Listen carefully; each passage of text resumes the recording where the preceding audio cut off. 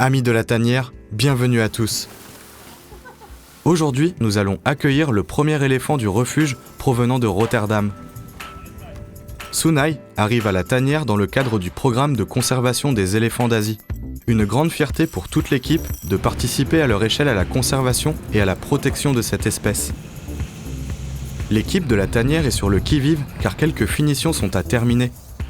Son enclos extérieur est fin prêt pour son arrivée, mais à l'intérieur, il y a encore beaucoup de choses à peaufiner. Carottes, pommes, bananes. Carottes, pommes, bananes, en quelle quantité? Prendre un cajot de chaque. Ça, poubelle aussi.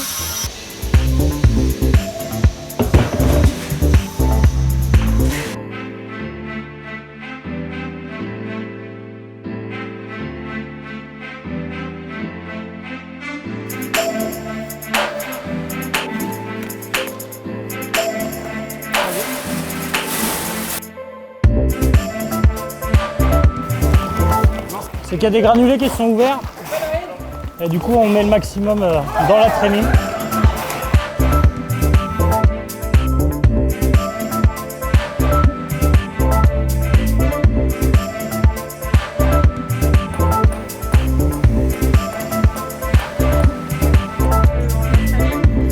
Dans le camion là, barracuda.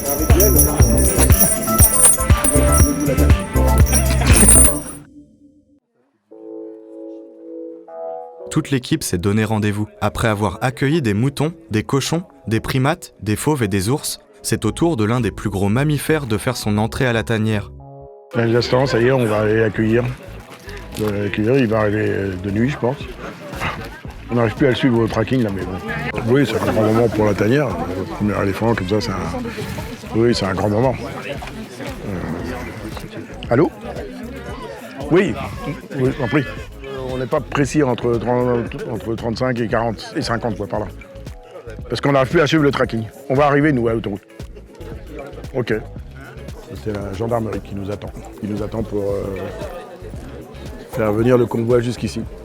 Alors, Sunay est arrivé plus vite que prévu, plus tôt qu'on ne l'attendait. Alors, il y a une petite erreur sur le tracking. Il y a des voitures qui arrivent, monsieur.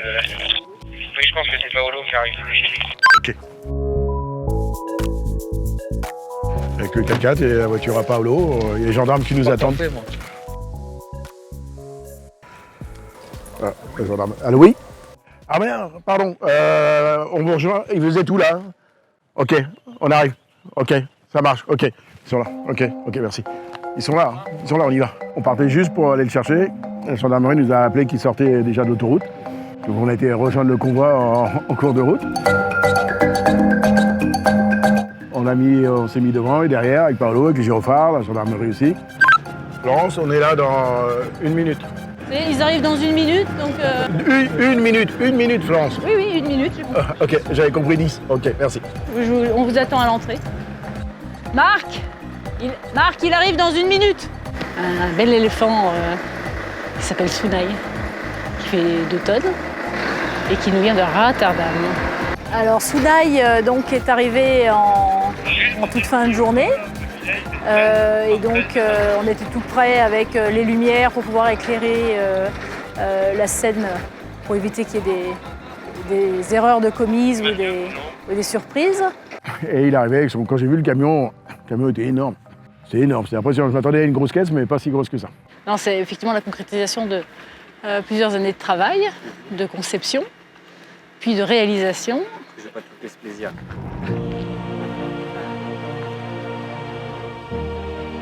C'est un grand moment pour tout le monde. Quand nous voyons au loin le convoi arriver, des frissons de bonheur viennent à nous. Le premier éléphant arrive sous l'œil de Florence et prend la direction des 2 flèches de la cathédrale de Chartres. Chacun savoure cette aventure à sa façon. Un petit pas pour l'éléphant et un grand pas pour la tanière. Voilà la bête. Bonjour, très bien vous-même.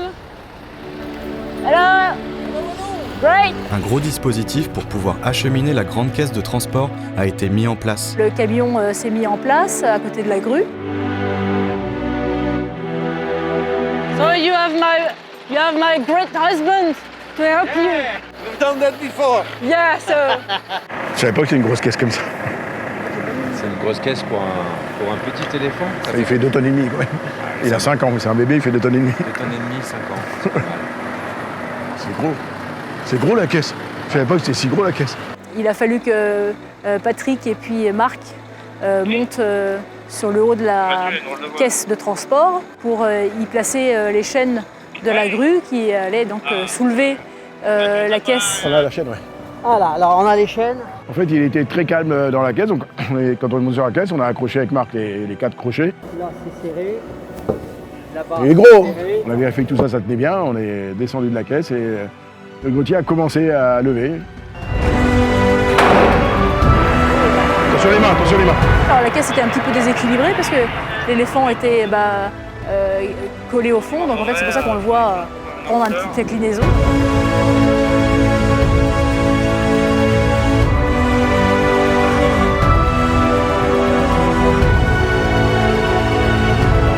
La grue a après immédiatement posé le conteneur.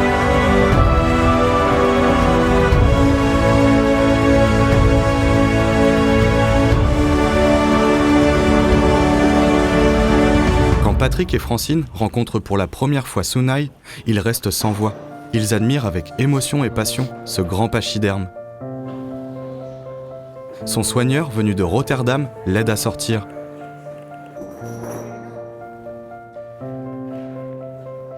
Il a fallu ouvrir les portes et convaincre Sunai de sortir de sa petite caisse qu'il avait trouvée plutôt confortable visiblement parce qu'il a mis un bon moment quand même à sortir, faisant un pas en avant, 3 pas en arrière.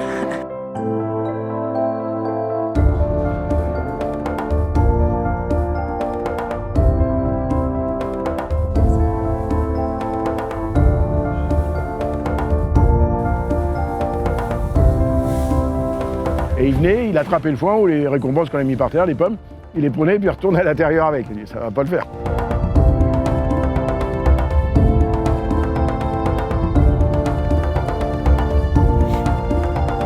Et au bout de 2 heures, ma foi, en marche à recul, il est sorti. Tout ça faisant avec de la patience, parce qu'en fait on ne fait rien violemment, c'est toujours la patience qui l'emporte. Il a fait ses premiers pas, puis il a fini par rentrer tranquillement dans son nouveau chez lui. Patrick et Francine explosent de joie. C'est un moment gravé dans leur mémoire.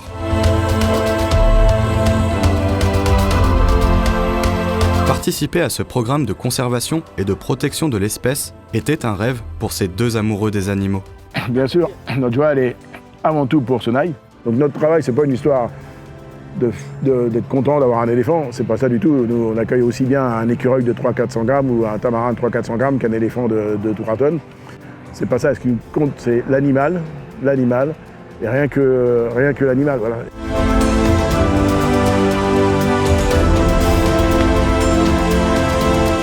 Dans son nouveau chez lui. Est-ce qu'il n'est pas poupouille? Il est arrivé, il est dans sa maison, il a mis 2 heures à descendre du camion. C'est un petit pas pour le pachyderme, un grand pas pour la tanière. Et chouchou. Peut-être qu'il dort encore un peu aussi. Oui, il était encore... Il a dû relarguer un peu tout ça. Il a quand même la trompe ramolo, quoi. Un gros moment, une pièce du puzzle de plus. Une pièce du puzzle de la tanière en plus. Attention. Bon, là, ce soir, il va être un peu stressé. J'espère que demain, on pourra le sortir, mais il a l'air cool quand même. Il va tout tester, là. Il va tout tester. C'était un petit pas pour le pachyderme, un grand pas pour la tanière. C'est un bébé. Il a une tête de bébé. Et puis, après, on a très vite en sorte de lui donner plein de feuilles à manger, plein d'arbres, qu'il soit heureux, du foin. Et puis après, surtout, de le laisser tranquille pour passer la première nuit. On est très, très fiers d'avoir été élus. I'm saying that we are very proud to be part of the EEP and helping for the elephant conservation. And ce qui est important de savoir, c'est qu'en fait, 1/3 de la population des éléphants d'Asie en Asie vivent en captivité. Les progrès qu'on fait en captivité, en dehors de l'Asie, sont des vrais progrès qui sont applicables aux animaux qui vivent in situ, quoi. Il n'y a pas d'histoire de dire « Ah bah oui, mais les animaux dans la nature, c'est pas les animaux en captivité ». Là, il se trouve que 30% de la population d'éléphants d'Asie vit en captivité en Asie. Et donc tous les progrès sur la connaissance, la science, le bien-être qu'on fait en captivité, ça va forcément au bien-être de très nombreux animaux, de très nombreux éléphants dans le milieu où ils vivent. Et la très sincère motivation, c'est de leur venir en aide, quoi. Et aucune autre motivation. On va dormir, là on va le laisser tranquille. Il va être surveillé par le chauffeur du camion qui a l'habitude. Ça y est, il est enfin arrivé et ça s'est bien passé, donc c'est tant mieux. Nous allons laisser la nuit à Sunai pour se reposer et le rejoindre demain pour sa toute première sortie en extérieur.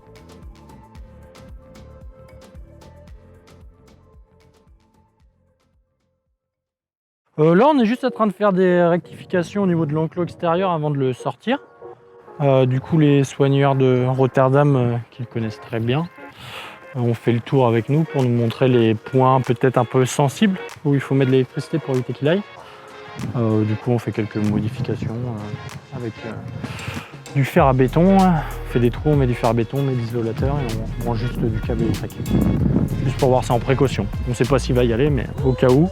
Donc ouais, il est fatigué, il y a eu le transport, un nouvel endroit, nouvelles odeurs, de nouvelles personnes, nouvelles voix, une nouvelle langue aussi, hein, parce qu'ils savent très bien que c'est différent. Tu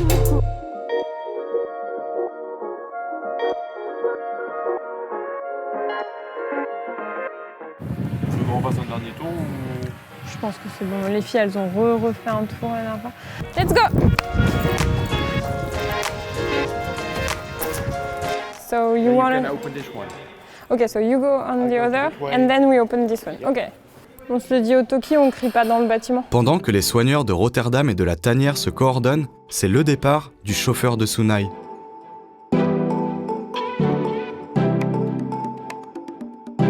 Son soigneur prend le temps avec quelques exercices de training pour le mettre en confiance.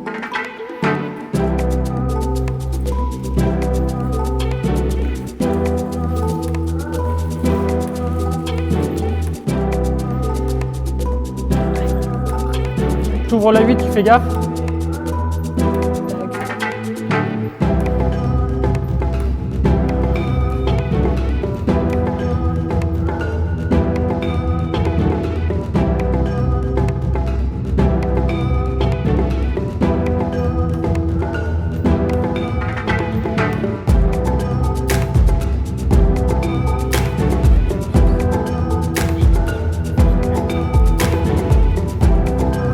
Nathan, tu fermes la 8 s'il te plaît. On va aller enlever de la rubalise.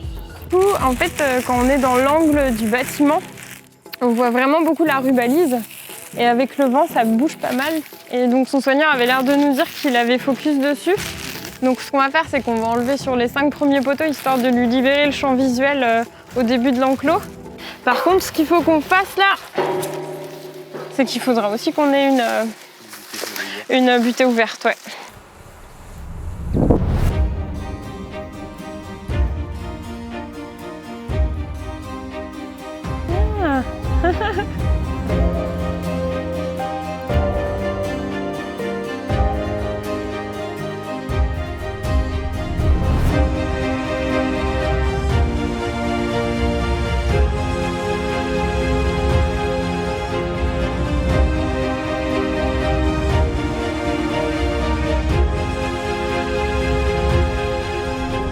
Après quelques tentatives, il se décide enfin à explorer son nouveau terrain de jeu, encouragé par les chevaux présents dans l'enclos d'à côté. Quelques temps après, il est sorti. Il a été dehors, c'était magique sa sortie.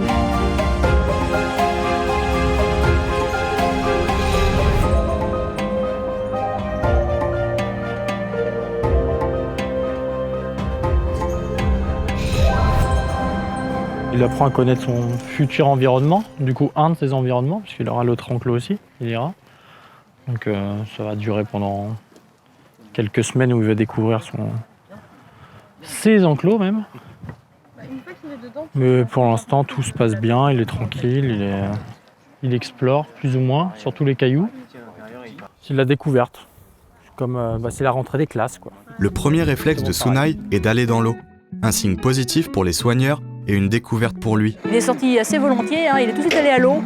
C'est un baigneur, visiblement, il aime la flotte. Il s'amuse comme un enfant et prend ses traces dans son nouveau domaine. Peu de temps après, il était dans le bain.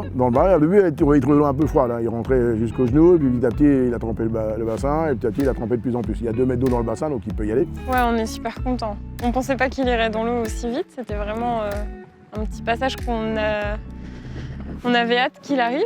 Et il est vraiment à l'aise. Bon là, il y va à fond, ça y est. Florence et Patrick, présents pour cet heureux événement, profitent de chaque instant magique.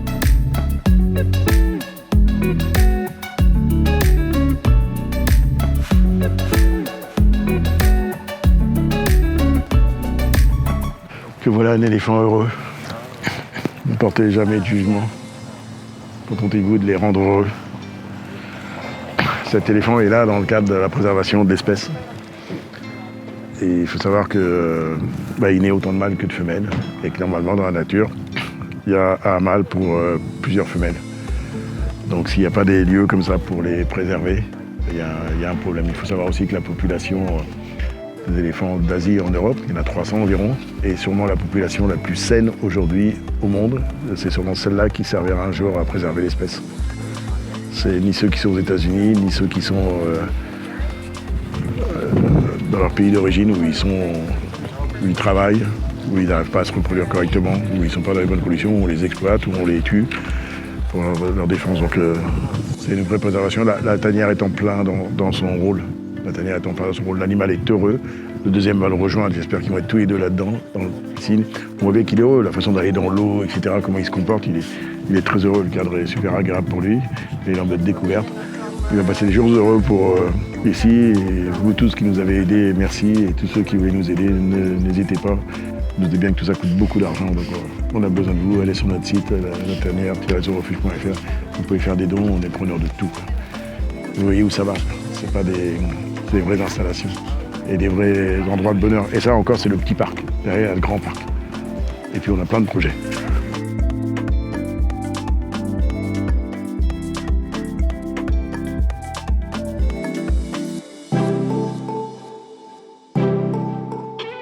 Dans l'après-midi, Sunai est plus à l'aise avec son enclos extérieur. Il s'amuse sous les yeux de Patrick et Francine.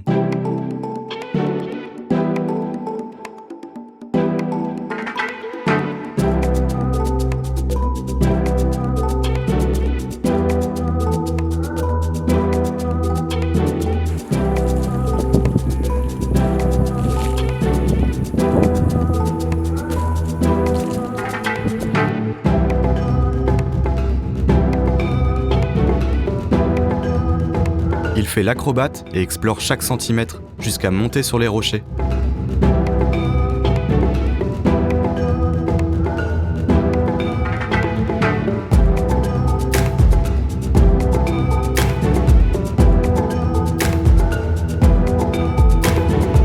En fin d'après-midi, Sunai rentre dans son enclos de nuit pour attendre Rajendra, son futur nouveau compagnon. Dans la prochaine vidéo, vous allez pouvoir suivre l'arrivée de Rajendra, la mise en contact entre les deux pachydermes et leur première sortie ensemble dans leur nouveau sanctuaire.